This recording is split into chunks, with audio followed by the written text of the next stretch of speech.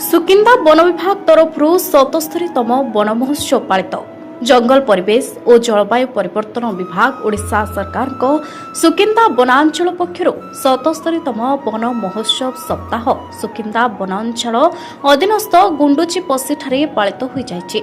ए कार्यक्रम में मुख्य अतिथि भाव सुकिंदा तहसीलदार मानस रंजन त्रिपाठी जोगदे वृक्षरोपण करने सहित वृक्षर उपकारिता परिवेश सुरक्षा और सबुज परिवेश गठन में प्रत्येकों भूमिका संपर्क में सचेतनमूलक वार्ता प्रदान करथिले।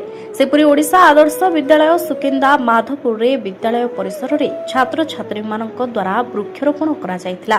एही अवसर रे विद्यालयर शिक्षक और छात्र छात्री माने विभिन्न प्रजातिर वृक्ष चारा रोपण करी परिवेशर सुरक्षा प्रति निजर प्रतिबद्धता प्रकाश करथिबा बेले विद्यालयर शिक्षक शिक्षयित्री माने सहयोग करथिले।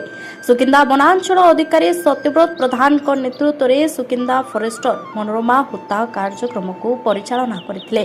एदि सहित फॉरेस्ट गार्ड ललाट हिंदू कंहर गोरान झालिका मनोरमा महांत कलाई बांसिंग समेत वन कर्मचारी माने मध्य उपस्थित रही सहयोग करथिले। Bureau report Chakravyuh TV. 77तम वन महोत्सव पालन अवसर में सुकिंदा रेंजर सर सुकिंदार forester and forest all staff और गार्ड माने लोकल लोक मैंने भी आसछन्ती आम भी आसलु एठिको प्राय आम 16,000 गछ प्लांटेशन हम 24 एकर एरिया रे। तो यहाँ गोटे बहुत भल इनिशिएटिव कारण पाखे गोटे पहाड़ भी अच्छी मृत्तिका संरक्षण भी हो पार और गछ बढ़िले एरिया रे पहाड़ सांगे यहाँ भल देखा।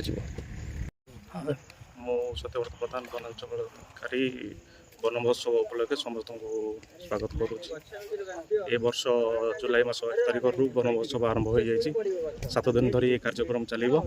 प्राय 1 लाख चारा आम वन विभाग तरफ चारा रोपण हम विभिन्न स्थान चारा रोपण हम आउ लोकों चारा रोपण 2,25,000 चारा आमर बनाई 6टी स्थान यथा सुकिंदा पिंपुड़िया मंगलपुर गरामिया रांसल रगड़ा ठारू आपण मैंने 1 टंका मूल्य चारा नहीं पारे निज घर लगे गछ लगे प्रकृति को सबुज सुंदर करंतु। ये मोर वार्ता।